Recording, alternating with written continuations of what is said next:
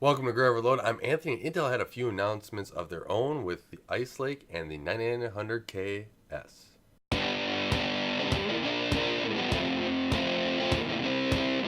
Before AMD's Computex keynote, Intel decided to jump out and announce a 9900KS.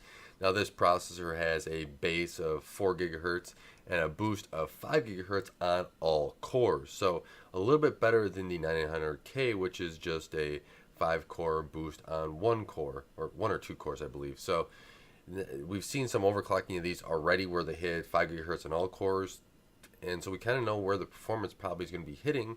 Intel, of course, is binning these chips, trying to squeeze out every last bit of that 14 nanometer plus process, and making sure that people out there can still be delivered a great product. We'll see how it compares with the Zen 3900X, as well as the 3800 and the 3700X and 3800X out there. So it should be a fun time here once July 7th comes around to see where it compares, because we can take that, or reviewers hopefully will take that 9900K at 5 and overclock to 5 gigahertz just to see where performance is at. One question I have is Intel, how much of that is going to be, or how much power draw is that going to have? That could be a lot of performance in there, and a lot of power is going to be sucking up. So time will tell to see about that. But moving on to the Ice Lake stuff. I also, one other thing about the 900KS is the price. Is Intel just going to slot it in at where the current 9900K is? I don't know if Intel really wants to drop prices right now.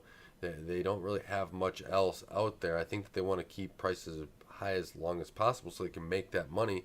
And if there's still, I know that there's shortages kind of alleviating, but if I was Intel, you might want to make the decision of kind of making sure that you have everything supplied, and if you can't supply everything, you still will probably keep those prices up a little bit before you start dropping them with these, with hope maybe new products come out soon. But there's still some questions out there about how Intel is going to slot this product in, especially with the Zen 2 stuff that AMD just announced. The new Ryzen Generation 3 is going to be out on July 7th, and that could disrupt the market depending upon how performance-wise the 3900, the 3800, and the 3700 all X SKUs compete against this 9900K and KS. So moving on from there is the Ice Lake platform. So this is mobile, and I like to pay attention to mobile as well. It's something that I think is going to keep growing. It's this the place though that I think Intel can keep the stranglehold on. I think desktop is going to be tough for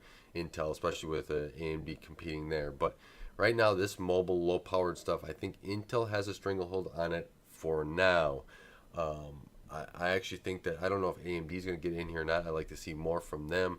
But Qualcomm's a big question here. We have the Qualcomm 8XC, which with Windows starting to work with Qualcomm more and more on Windows, being on Qualcomm, there might be some erosion there over time, but not within the next year. I think Ice Lake's going to be a product that's going to have a stranglehold on that part of the market here in mobile, and it is 10 nanometers, so this is full production 10 nanometer product, not some vaporware that nobody can find or look at, just someplace on an Intel data sheet on a website so they can tell investors that they have 10 nanometer. But this is also, they're saying 18% improvement IPC over Skylake, updated graphics of, what is it, Gen 11 now graphics, and they were comparing it to AMD. There's some questions there with the benchmarks and how they're comparing it. They said 18% IPC versus Skylake. Is that, with the Skylake patches on the OS? I believe on one of the slides it says without the patches.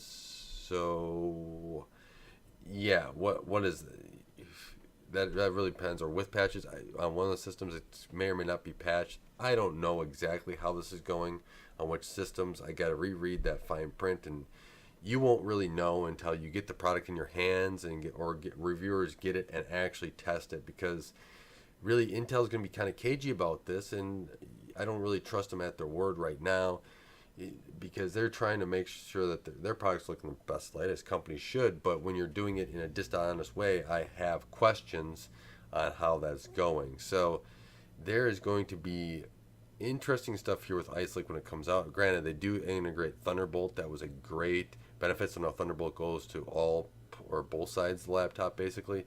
and it has Wi-Fi 6. You know, Intel preaches connectivity until it comes to 5G, in which they don't want to be a part of it.